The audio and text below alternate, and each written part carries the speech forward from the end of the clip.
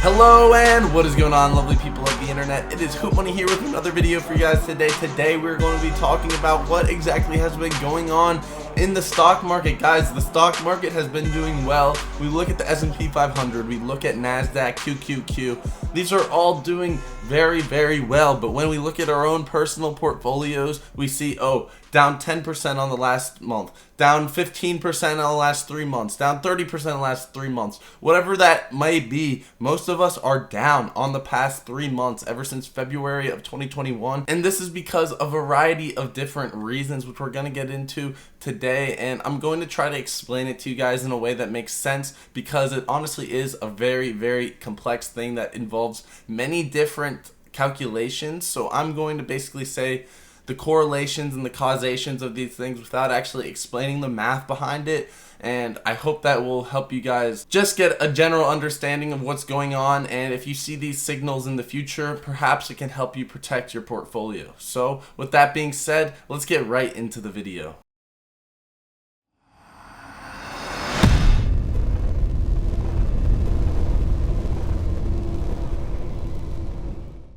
Alright guys, fear, uncertainty, and doubt. So we've got the FUD monster over here scaring away the investor, and basically fear, uncertainty, and doubt is what the market does not like at all. So there's obviously a bunch of uncertainty in the market right now. No one knows what is going on with these interest rates. No one knows what is going on with inflation. We're gonna get more into that later, but guys, there's lots of uncertainty, and when there is uncertainty, people don't know what to do, and typically the market does happen to sell off. And if we just take a look at a bunch of these growth names and we look at them over the past 3 months, it's pretty absurd what has gone on. So we've got the stock Skillz here, which everyone was buying in February. Everyone thought it was the next big thing. Well, guess what? It's down 65% in the last 3 months. This isn't only the case with a stock like Skillz though. This is a case with stocks like Tattooed Chef being down 30% in the last 3 months, Neo being down 35% in the last 3 months, Tesla being down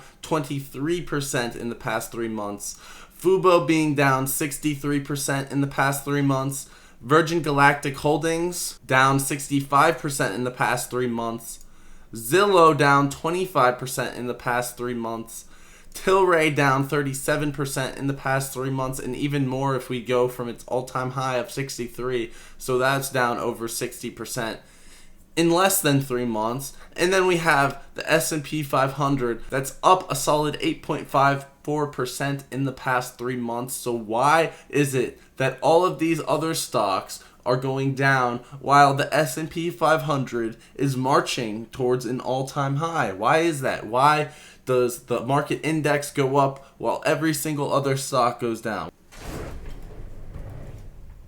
Whoa. Who is that there? Oh, you're an investor, so you must like free money and getting really good deals on stuff, right? Well, I am an investor, and I do like having free stuff, and I like making money in the stock market. Well, young investor, did you realize that if you sign up for Public, they're actually going to pay you in stock for up to $50 if you join their platform? Oh, I want free $50. What is Public? Public is an investing application on iOS and Android that has the cleanest user interface. It's very easy and simple to use, very good charts, and it's very good for long-term investing. You get up to $50 in free stock if you sign up using the link below, and they don't sell your trading information. They don't do payment for order flow. So it is a very trustworthy network to be a part of, unlike Robinhood.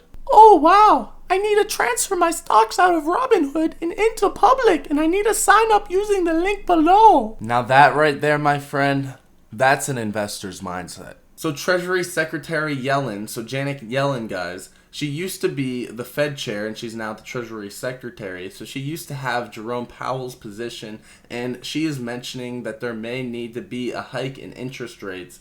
She doesn't have the power to make this decision as she's not part of the Federal Reserve. She's part of the Treasury. But she has suggested that perhaps there needs to be an interest rate hike. And this is basically the reason why stocks sold off this week. And it's related to the reasons that stocks have been selling off for the past 3 months. And it's because of these interest rates. So interest rates tie into valuations heavily, and without having super low interest rates, which actually makes me bring us over to this 10-year chart right now. As of January 1st, 2021, we were at about a 1% interest rate, and now we're at a 1.6% interest rate, and that's on the 10-year chart. And there is a substantial amount of inflation right now. As we can see, there has been huge amounts of inflation across the board. If we take a look at things like lumber, if we take a look at gold, or perhaps do we dare say we take a look at Bitcoin and other altcoins, and we see that these prices for these commodities have gone up substantially in the past year. So yes, I think there is inflation. However, there is this thing called the Consumer Price Index, which is basically the Federal Reserve's measure of inflation. And there's many arguments that is not super accurate because it is not showing the levels of inflation that is everywhere. Alright, so it's the Federal Reserve's job to control inflation, like I said beforehand, right? So if they need to control inflation, what they have to do is they have to take money out of the system. So we had all of this economic stimulus over the past year in 2020 and 2021. And so much new US dollars have been flooded into the marketplace. So in order for them to take back this money out of the circulating supply, they need to raise the interest rates that they provide on these government-backed bonds. So we're talking the 10-year treasury, the 20-year treasury, even like 1-year treasury bonds. These bonds are basically risk-free, and they have pretty low interest rates. Like we were showing earlier, 1.6% right now for a 10-year treasury. Why would anyone want to buy that? And in order to get these big money guys out of the stock market and into these US-backed bonds, they have to offer higher interest rates, because why would you want to buy a treasury bond for a 1% interest rate when the stock market's obviously going to perform better than that? The dividend yield on the S&P 500 alone is greater than 1%. What's the point of them keeping their money in a US-backed treasury bond when they could just invest it, you know? So that's why the market is reacting poorly. Alright, so you may be asking yourself, well, how does that have to do anything with the stocks, and why is the S&P 500 up right now while all these other stocks are down? In order for a company to grow when they're in an early stage and they're not profitable, what do they have to do? They have to borrow money. So in theory, these large growth companies, even if their fundamentals don't match up to this, for example, Skillz doesn't have any debt on their balance sheet, they're not paying any interest rates, but they're still down 65% in the past 3 months. So you have to take things like that into consideration with your fundamentals. Well, does this company like to take on debt? If they do like to take on debt, yes, perhaps their returns can suffer because they won't be able to take out as much debt to invest in their companies. So it's the general rule of thumb, short the growth stocks when interest rates go up. When the Federal Open Market Committee, so this is basically the Federal Reserve and their committee of members that vote on the interest rate changes, they vote on the monetary policy in the United States, with Jerome Powell being the head of the Federal Reserve. They change the interest rate. It impacts the economy and the stock market because borrowing becomes more or less expensive for individuals or businesses. So basically what they said that I haven't gone over already is that it becomes more expensive for individuals. So there's many people who are using margin trading that have closed off their margin positions because it costs more money to borrow that money. And if they used more margin before when there was a lower interest rate, they could buy more stocks, right? They can use more borrowed money. And it goes the same way for companies. Companies have to use margin to get their business going. They have to use that leverage. They have to use that borrowed money. So take a look at those companies that I went over in the beginning of the video. Look at their balance sheet. Look at their long-term and their short-term debt. If they have a lot of debt, then maybe they will take a hit. Maybe their hit is deserved. But if you look at a company like Skillz that has absolutely zero debt on their balance sheet, it's hard to determine why that is creating such a huge sell-off, over 66% of the price. And you should look at that as, well, they have no debt and they're down 66%. So what should I do in this situation? And that's why I'm buying a lot of these stocks. I'm taking a look at their fundamentals. I'm using this downturn as an opportunity to look at the fundamentals of these growth stocks that went up so high in the past year, and they're now down at a reasonable level. You look at how much debt, you look at how much they're growing, how much their revenue is increasing, and then you look at their price to earnings, their price to sales, and their other multiples, and you compare that to their competitors, and you compare that to the overall S&P 500, and you see that there are things that don't deserve these valuations. And that's why I really like stocks like Tattooed Chef. I'm starting to like Skillz more. And going forward, I think it's hard for these stocks to really get beaten down more. Because how much can you beat down a stock that's already down 66% in only a few months? All right, so the next point here on Investopedia is any impact on the stock market to change in interest rates is generally experienced immediately, while for the rest of the economy it may take about a year to see any widespread impact. So that's why the stock market has reacted negatively in the past 3 months, because as soon as these interest rates went up, just like that 10-year treasury chart, we saw they've been going up in 2021, the stock market has reacted basically coinciding with those interest rates going up. It's pretty cool how much there is correlation to this, and how much Bitcoin is also correlated to that as well. But yeah, with these rising interest rates, inflation is still going up. So inflation is going to have to curtail at some point. It's going to have to start going down because of these interest rates. And that effect won't happen for probably a year, because the velocity of money isn't fast enough to react to these changes right away. While the stock market is much faster, much more reactive, and the money flows out almost immediately. Snap, snap, snap. All right, so right here we have the Consumer Price Index, which is basically the Federal Reserve's measure of inflation. As you can see, this is a percentage here on the left side of the chart, and then they have different categories of items. So we can see that there has been about a 2% inflation for all items, which is pretty standard, and everyone's arguing that this is not right. There's not 2% inflation in 2021. There's much more than that. Like, I think it's borderline hyperinflation what's going on, especially when you see what people are spending their money on. Houses, Bitcoin, stocks, they're all up, and none of these are a measure, as you can see right here, in their index. So I think that the Consumer Price Index is not an accurate representation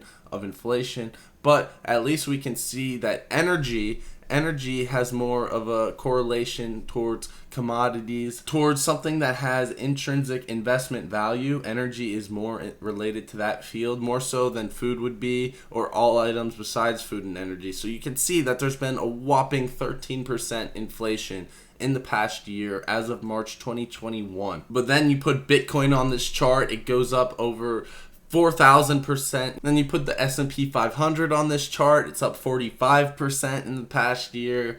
Like, there's a lot missing from this chart, and that's basically the point that I'm trying to say. So what exactly can we actually do with all of this information? We have down now that inflation is going up, so we see the prices of all these commodities and goods going up. And then we see the stock market going down. That's number 2. And then number 3 is that interest rates are also going up. So going back to point number 2, stocks are down right now, right? And they always say, be fearful while others are greedy, right? So be fearful while others are greedy, but be greedy while others are fearful. So if stocks are down right now, and this is from Warren Buffett himself, so this guy knows what he's talking about when it comes to buying and selling securities. So Warren Buffett says to be greedy while others are fearful. Well, going back to the first point of the video, fear, uncertainty, and doubt, guys. There is so much fear, uncertainty, and doubt. It is absolutely insane what is going on right now in the stock market. And these growth stocks, these stocks that we love, are down over 50% because of the fear, uncertainty, and doubt. Well, guys, this is why I think you guys should be greedy while others are fearful, because there are plenty of stocks that are down. There's plenty of fear. This is time to find stocks that will perform well. And we're lucky that growth stocks are the ones that are down so much right now, because these are the ones that are going to be yielding us the highest returns in the coming years. So if these stocks are down over 66% in just a few months, that is a perfect time to see them as a great investment, especially if the overall market is not going to crash. And we have seen that the S&P 500 and the NASDAQ and the Dow Jones, they want to keep rallying. Bitcoin wants to keep rallying. All of these markets, real estate wants to keep rallying. While growth stocks are down 50%, This is why there is an opportunity right now in growth stocks. Yes, changes in interest rates will negatively affect them, but they have to be taking on debt in order to be doing that. Well, guess what also happened to many growth stocks in the past year? Instead of taking on extra debt, they raised additional capital, which created dilution. However, if they're not taking on this additional debt and they're not reliant on debt as much because they have raised so much cash, then they can finance their activities without really having to take out debt and paying that higher interest rate. So you as an investor, you should be looking at the company's balance sheets. You should be seeing how much debt they have, see how much capital they've raised, see how much cash is on their balance sheet to finance their activities. If they don't have cash, then it doesn't matter if they don't have debt, because they don't have any cash to finance their activities, so they're going to have to raise debt or raise equity, which will both hurt you as a shareholder. But if this company raised a bunch of cash in 2020, a company like Skillz, and they don't have any debt, they're not financed by debt whatsoever, and they don't plan to finance by debt because they have lots of cash, then yes, that would be a great investment to make. And I would even consider buying leaps on these, which is a leveraged position on these, because the S&P 500 is not down, because Bitcoin's not down. It needs to catch up with its true valuation, which is not being down. Anyways, that's all I got for you guys today. I hope you guys enjoyed the videos. Yes, I think there are many different growth stocks that are very, very attractive in value right now, and all it really takes is a quick look at their balance sheet to see which ones have been beaten down way too much. And if you guys don't want to do that research yourself, always remember that I am right here. I can always help you guys out and tell you guys which stocks are the best value right now. I am very big on Tattooed Chef. I like that one the most out of all the growth stocks that have gone down. I've done my research and I'm very confident in that stock going forward. I hope you guys have enjoyed the video today. I enjoyed making this. I hope you guys learned something today, because this was kind of complicated and it was kind of a huge lesson on inflation and basically how stocks react to these rising interest rates. But you know, in the future, now you know how to deal with this. So I hope you guys have learned something useful and you can apply this to your investing going forward. That's all I got for you guys today. I hope that you guys enjoyed. Peace.